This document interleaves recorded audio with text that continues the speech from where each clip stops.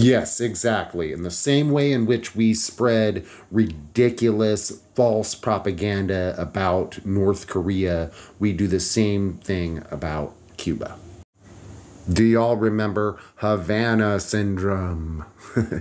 Where the United States media, for months and months and months, continually spread this false narrative, this obvious fake news that Cuba or Russia or somebody else was using Cuba to attack Americans, diplomats, and people in the country, right?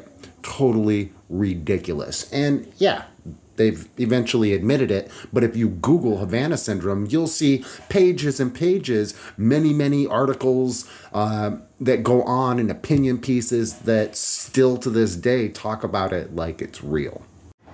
Just like with DPRK, all we have is lies and accusations.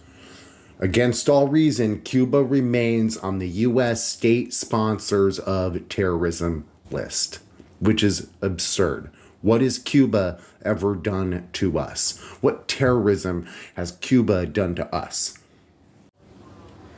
The United States tried to assassinate their leader over 600 times. The CIA failed to assassinate Fidel Castro 634 times. You can read it all about it on .gov websites. You can even go to the CIA's website and read about it.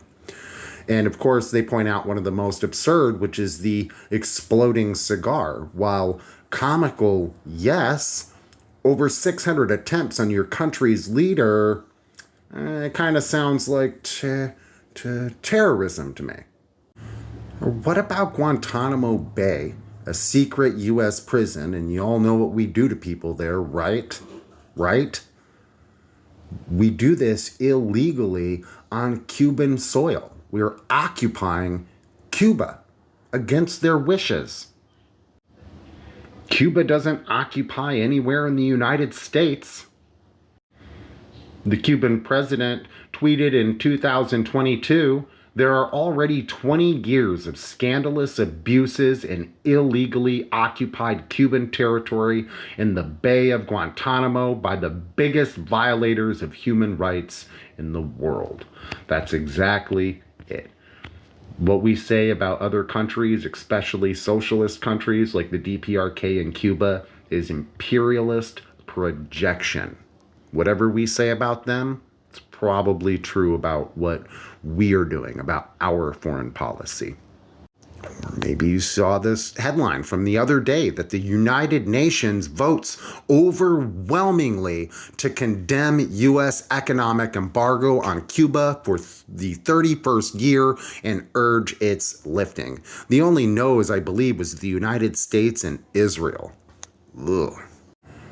The U.S. embargo has imposed the most cruel and long-lasting unilateral coercive measure that have ever been applied against any country, and that it constitutes a crime of censorship and an act of economic warfare during times of peace. The American aim, Rodriguez said, is to weaken Cuba's economic life, leave its peoples hungry and desperate, and overthrow the government. That sounds pretty terrifying. Sounds a lot like terrorism to me. And again, when has Cuba done such things to the United States or attempted to do such things to us, to people like you and me? No. And you all remember the Bay of Pigs when the United States invaded Cuba, where the CIA trained and funded Cuban exiles to join Marines in attacking Cuba? It failed, but it resulted in a loss of life for Cubans by the thousands.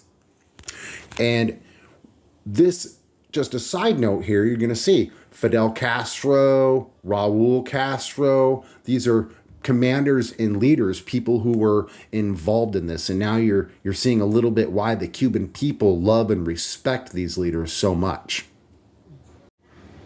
It's not a cult of personality or whatever the United States wants to say, a dictatorship or whatever.